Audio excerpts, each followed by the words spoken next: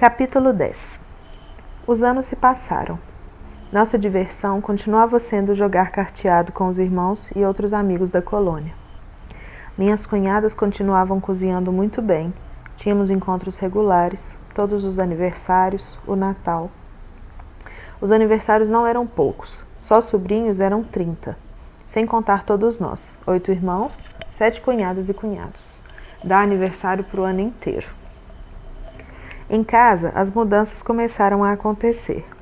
Das minhas filhas, uma delas tinha se casado e não morava mais em Belo Horizonte. A saudade batia forte.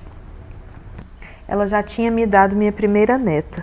Meu Deus, se fui feliz sendo tio, não sei o que dizer sendo avô. Ela merece tudo e por ela faço o inimaginável. Depois do almoço, aquela menininha vinha comigo dormir na minha cama, mas ela dormia primeiro. Quando via aquelas mãozinhas, aqueles pezinhos, os olhinhos fechados, não resistia. Deixava-a dormindo aquele soninho doce ali mesmo e ia dormir no sofá. Só mesmo uma neta para fazer isso comigo. Esse cochilo na minha cama era sagrado para mim. Tenho uma lembrança engraçada com a família da minha filha. Era dia de festa em casa. Na minha frente apareceu um candidato a genro, um certo Mauro, que apesar do nome não era árabe, era bem brasileiro. Minha segunda filha, que eu queria casar com um homem respeitável da colônia síria, era a primeira a trazer um pretendente brasileiro para casa. Eles tinham apenas uma semana de namoro. Nada mais natural servir para ele um prato fundo de quibe cru, com belos talos de cebola nadando no azeite. Pois o jovem rapaz não comia cebolas. Mas isso ele só me contou muitos anos depois, já casado e com filhos. Ele passou no teste, foi muito bem-vindo à nossa família, depois que minha mãe, com brilho no olhar, disse: faço gosto. Pronto, era a opinião de Dona Cida que contava. Comecei a sentir umas dores no peito. Pensei, algo não está bem. Minha mais velha foi comigo consultar o Dr. Clécio P. Camargo. Ele mandou tirar umas chapas do tórax e receitou um remédio que eu não quis tomar. Minhas filhas me convenceram a tomar. Depois das chapas, foi recomendada uma cirurgia. Aqui não tinha cirurgião especializado, só em São Paulo. Então fomos para lá. Até minhas cunhadas, irmãs de Mariazinha, me acompanharam lá. Tudo correu bem, alhamdulillah. A essas alturas, ali no início da década de 1990, já tínhamos outro lugar que também era sagrado para a colônia síria. Era o Esporte Clube Sírio de Belo Horizonte. Ele nasceu, com sede na Pampulha, da fusão da União Síria Brasileira com o Clube Sírio, que já existia e nos servia de ponto de encontro nos finais de semana. Depois dos bailes de carnaval e dos inúmeros casamentos na União Síria, foi no clube que passamos a ir aos sábados e domingos. Tinha uma quadra e uma piscina. Em finais da década de 1970, os presidentes responsáveis pela União Síria e pelo clube, entre os quais estava meu irmão Minir, propuseram a fusão, extinguindo a sede social da Avenida Augusto de Lima. Foram para a nova sede, na Pampulha, todos os documentos, os sócios, a realização das assembleias. Assim, meus netos só conheceram o que os mais jovens conhecem hoje. Um clube com lanchonete, muitas quadras, piscina para crianças e para adultos. Antes, um espaço exclusivo da coletividade síria. No início da década de 1990, ele ainda cumpria esse papel. Não sei como será no futuro. O clube era um espaço de família, ainda muito restrito. Mas certo dia apareceu um frequentador, um homem que se dizia estrangeiro como nós e que queria se integrar. Ele era bem alto, esguio, dava quase 2 de mim. Falava um português embolado de um jeito bem esquisito. Nadava nella piscina, comia nel bar, gostava muito del sauna. Ele comprou a cota, ninguém o impediu, mas não sabiam como seria essa presença insólita no cotidiano da colônia. O homem ia todos os finais de semana para o clube. Nadava durante 2 horas sem parar. Depois subia, pegava um quibe frito, tirava da bolsa uma garrafa de vinho e ficava horas diante daquela refeição, sozinho, sem dizer palavra. E lia. Minhas filhas e as primas tinham para ele olhares de esquisitice, como se sua própria presença fosse um espetáculo a ser observado. Quando ele estava nadando, elas tinham medo de entrar na piscina. Só quando a prima mais velha entrava é que elas iam atrás. E ficavam no lado oposto, para não chegar perto do homem. No momento de sua refeição bizarra, elas me perguntavam por que ele comia só um quibe, já que era tão grande. Depois de todo esse ritual, no fim da tarde, o homem, que nós passamos a chamar de El Ajnabi, o estrangeiro, passava tempos intermináveis na sauna. Depois saía, já de roupa de ir à missa, juntava seus pertences e ia embora. El Ajnabi não era muito falante, mas às vezes nós íamos à sauna no mesmo horário. Meus irmãos e eu falávamos um português misturado com árabe, para que ele entendesse o mínimo possível. Não eram só as meninas que o achavam estranho. E nós não queríamos abrir nossa vida para essa gente de fora. Mas parece que o contrário não era verdadeiro. Um domingo fui à sauna. Não tinha mais ninguém, só El Ajnabi e eu. Ele deve ter bebido além da conta, porque começou a falar como se vomitasse tudo que havia posto para dentro ao longo da vida. Nasci na Itália em 1923, num rincão chamado Petrulla. Sou o mais novo de 3 irmãos. Meu pai cultivava uvas e nós pisávamos em tudo aquilo com toda a força dos pés para fazer vinho. Ele também tinha oliveiras, fazia um bom azeite. Minha mãe cuidava da casa e dos filhos. Meu irmão mais velho trabalhava a terra desde antes de eu nascer. Eu nasci 14 anos depois da minha última irmã, junto com meu primeiro sobrinho. Sempre fui tratado diferente, como se eu não tivesse direito à comida que era posta à mesa. Meus irmãos maiores achavam que eu não trabalhava direito. Minha mãe me chamava de porcellino, porquinho, porque eu sempre voltava para casa com as roupas sujas de terra, lama, folhas. Quando fiz 20 anos, meus irmãos já tinham saído de casa, tinham filhos, a própria terra, fabricavam seu próprio vinho, seu próprio azeite. Meu sobrinho, que tinha a minha idade, morejava com o pai na terra, mas já tinha uma pretendente e começava a se dividir, trabalhando na fazenda do futuro sogro nos finais de semana.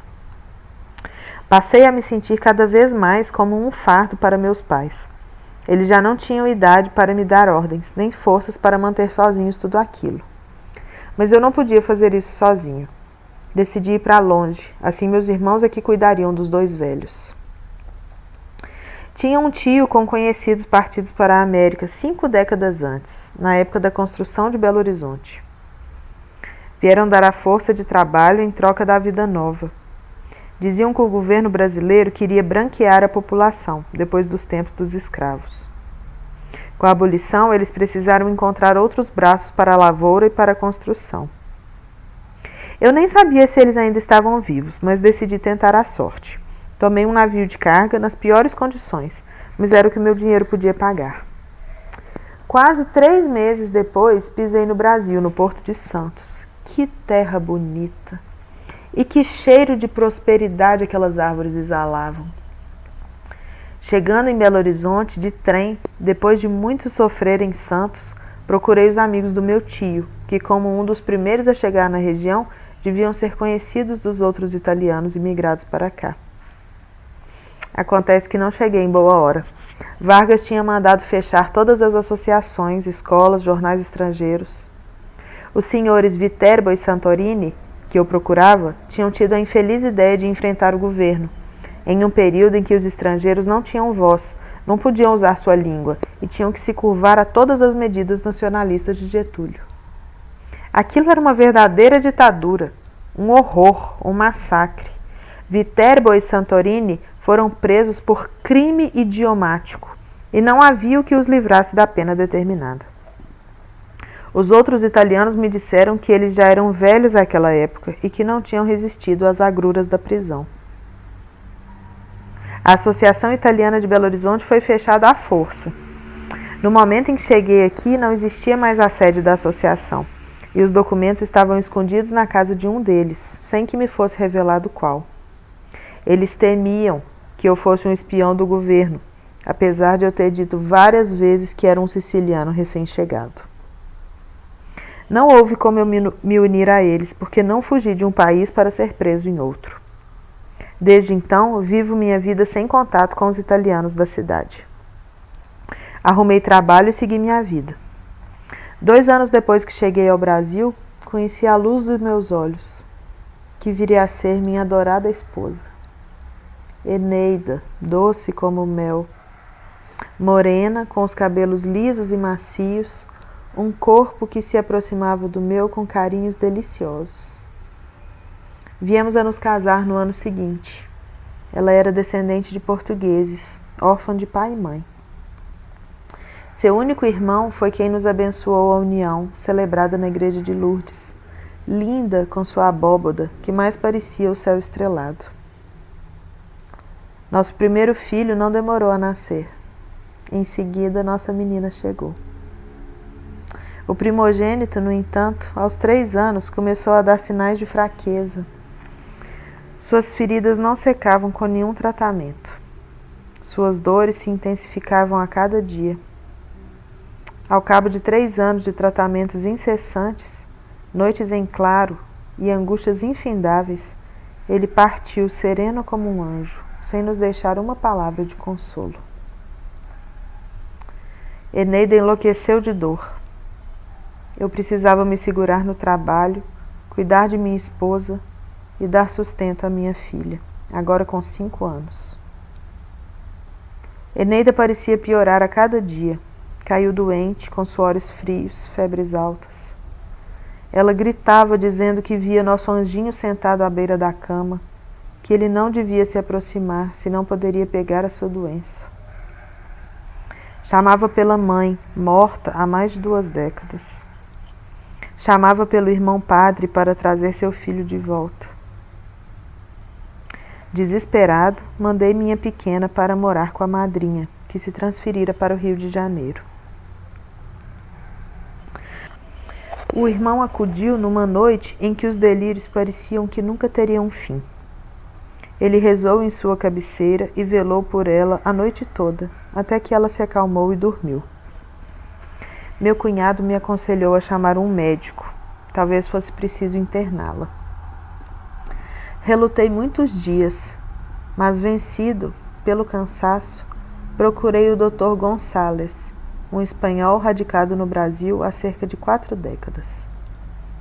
Sua orientação foi clara: internação com alguma esperança ou suplício eterno dentro de casa. Eu deveria escolher se conseguiria sustentar aquela situação por mais tempo, sem abrir mão do meu trabalho. Internamos Eneida em uma quarta-feira cinzenta e triste. Todos os meus sonhos de ventura se fechariam para sempre naquela cama com cordas e mordaça. Nas primeiras semanas precisou de tratamento com choques. Depois foi sucumbindo à agressividade do tratamento que lhe era dispensado ali. Até que suas forças se esvaíram e ela também se esvaiu. Procurei minha filha em vão, porque me disseram que a madrinha havia partido em longa viagem pela Europa. A luz dos meus olhos se apagou. Nunca mais vi minha pequena. Voltei a ficar sozinho nessa terra, como quando aqui cheguei. O que pode um homem sem a mulher amada, sem os filhinhos queridos? Agarrei-me ao trabalho, minha única consolação. Fazia meu dinheirinho, tomava meu vinho, que me lembrava a Itália distante, e mergulhei no mundo dos livros. Quando descobri este clube, tive a ilusão de que aqui seria o meu espaço de pertencimento. Mas todos me tratam com distância, com desdém. As crianças me temem, como se eu fosse um espauráquio. Veja o senhor, é a primeira vez que de fato nos entretemos em uma palestra agradável como esta. Mas eu o estou enchendo com as desgraças da minha pobre existência.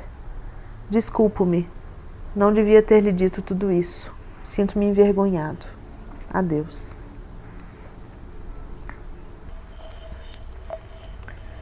Depois desse dia, Elajnabi nunca mais voltou ao clube sírio e em vão procuramos saber se ele estava bem.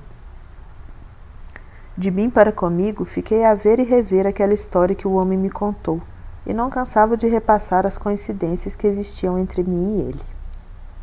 Eu também nascera em 1923. Também saíra da minha terra natal. Minha esposa também se foi muito jovem. Ao contrário dele, no entanto, não senti tanto a dor do exílio. Penso que papai a sentiu com mais intensidade.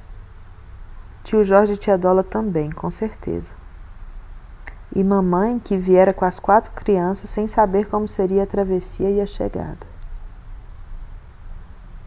Meu irmão mais novo também nasceu no mesmo ano que meu primeiro sobrinho. Ao contrário de Elajnabi, tenho minhas filhas comigo, perto, saudáveis, e sei que elas não me abandonariam como fez a pequena dele. Ao contrário dele, já sou avô, pude ver minha descendência florescer. Para nós dois, o trabalho foi o principal pilar da vida. Na minha, eu acrescentaria a família, que ele, desditoso, não pôde aproveitar. E o principal, eu me sinto pertencente. A colônia síria é a minha família maior, onde encontro os meus, onde peço e dou conselhos, onde revivemos nossa vida síria, mesmo em terras brasileiras.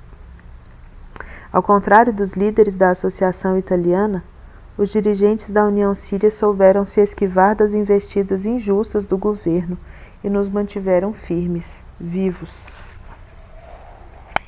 Senti-me envergonhado quando ele disse que as crianças o temiam. No meu íntimo, eu censurava as crianças, mas me divertia vê-las se afastando dele na piscina ou perguntando por que ele não comia 2 quibes para alimentar aquele tanto de corpo. Esta presença estrangeira foi muito marcante na minha vida, apesar do silêncio que guardei sobre ela. Elajnabi representava uma condição que era minha e que, ao mesmo tempo, não era. Éramos tão parecidos e tão diferentes.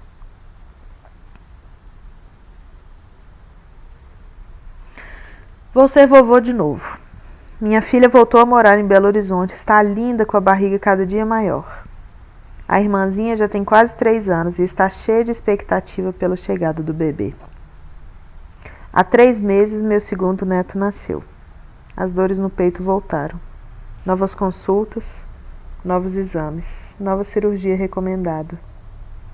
Meu irmão caçula passou na minha casa para me levar ao hospital. No caminho, um tanto sério, ele me disse: Moisés, meu coração está dizendo que você não deve operar. E por que isso, menino? Não sei, mas é o que estou sentindo.